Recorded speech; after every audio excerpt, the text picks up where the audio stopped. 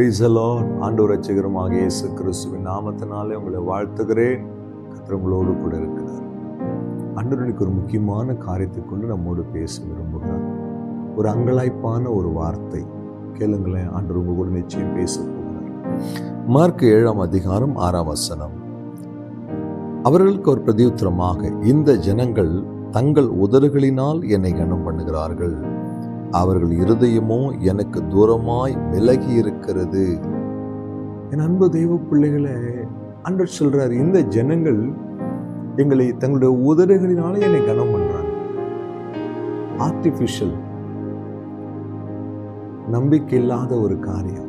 என் அன்பு தெய்வ பிள்ளை, இன்றைக்கு உலகத்துல நடக்கிற முக்காவாசி காரியம் இப்படித்தான். தங்கள் உதடுகளால் எங்களை கனம் பண்ண, நல்லா பாடுறாங்க, துதிக்கிறாங்க, சாட்சி சொல்றாங்க, வசனம் சொல்றாங்க, பக்தியா இருக்கிற மாதிரி இருக்கிறாங்க. ஆனா இருதயமோ என்னை விட்டு விலகி இருக்கிறது. அன்பு தெய்வ பிள்ளையே, ஆண்டவர் நம்ம முகத்தை பார்க்கிறவர் அல்ல, நம்முடைய உதட்டிலிருந்து வருகிற வார்த்தையை பார்க்கிறவர் அல்ல, அவர் உள்ளத்தை பார்க்கிறவர். சாமுவேலை பார்த்து கர்த்தர் சொன்னார், சாமுவேலே, மனுஷர் பார்க்கிறது போல நான் பார்க்கிறதில்லை. மனிதன் முகத்தை பார்த்து எடை போடுவான், நான் இருதயத்தை பார்க்கிற தெய்வன். என் அன்பு தெய்வ பிள்ளையே, நம்முடைய வாழ்க்கை எப்படி இருக்கு? நம்முடைய இருதயம் கர்த்தரை நோக்கி இருக்கிறதா? நம்முடைய இருதயத்தில் கர்த்தரை ஆராதிக்கிற ஆராதனை இருக்குதா? உண்மை இருக்குதா? பரிசுத்தம் இருக்குதா? தேவன் விரும்புகிற காரியம் இருக்குதா? தாவீது ஆண்டவரை பார்த்து சொல்லும் பொழுது, உள்ளத்திலே உண்மையா இருக்க விரும்புகிறேன். என் அன்பு தெய்வ பிள்ளையே, என் வாய் மட்டும் கர்த்தரை ஆராதித்தால் போதாது, என் வாய் மட்டும் கர்த்தரை துதித்தால் போதாது, என் வாய் மட்டும் கர்த்தரை கனப்படுத்தினால் போதாது, என் இருதயமும் கர்த்தரை துதிக்க வேண்டும். சங்கீதக்காரன் இப்படியா எழுதுகிறார், உம்மை நான் பாடும் பொழுது என் உதடுகளும், நல்லா கவனிங்க, நான் பாடும்போது என் உதடுகளும் நீர் மீட்டு கொண்ட என்னுடைய ஆத்துமாவும் கம்பீரித்து மகிழும். இதுதாங்க ஆராதனை. உதடுகளினாலே பேசுகிறதுனாலே ஒரு மனிதன் பரிசுத்தமாயிட முடியாது. உதடுகளினாலே பேசுகிறதுனால ஒரு மனுஷன் நம்ம எடை போட முடியாது. இருதயம் கர்த்தரை நோக்கி இருக்கணும். இருதயத்தை பார்க்கிற தேவன் இருதயத்திலே காணப்படுகிற பரிசுத்தத்தை கண்டு நம்மை ஆசீர்வதிக்கணும். ஆம் தெய்வ பிள்ளை, ஆண்டவர் சொல்றார் பாருங்களேன், இவர்கள் என் தங்கள் உதடுகளாலே என்னை கனம் பண்றது உண்மைதான், ஆனா அது முக்கியம் இல்லையே, அந்த கனம் எனக்கு வேண்டாம்.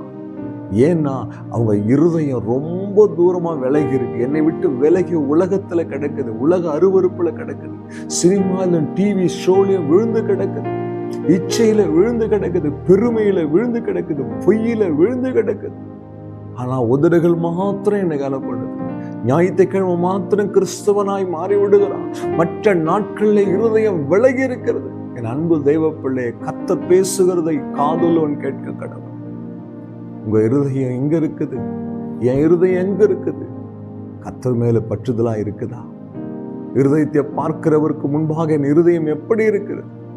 என் அன்பு தேவ பிள்ளை, ஒருவேளை ஏதோ ஒரு காரியம் உங்கள் இருதயத்தை விலகி போக பண்ணியிருந்தால் ஆண்டவர்கிட்ட ஒப்பு கொடுத்து பரிசுத்த வாழ்க்கைக்குள்ள வந்துருங்க.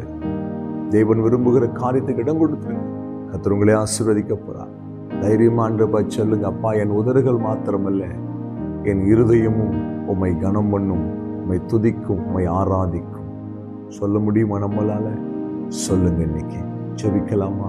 எங்களை நேசிக்கிற நல்ல தகப்பனே, எங்கள் உதடுகள் மாத்திரம் இல்லையா, எங்கள் உள்ளமும் உம்மை துதிக்க எங்களுக்கு கிருபை தாரும். ஆசீர்வதியும். வார்த்தை கேட்ட ஒவ்வொரு உள்ளத்திலும் கிரியை செய்யும். இயேசு கிறிஸ்துவின் நாமத்தில் பிதாவே, ஆமென். ஹல்லேலூயா. God bless you.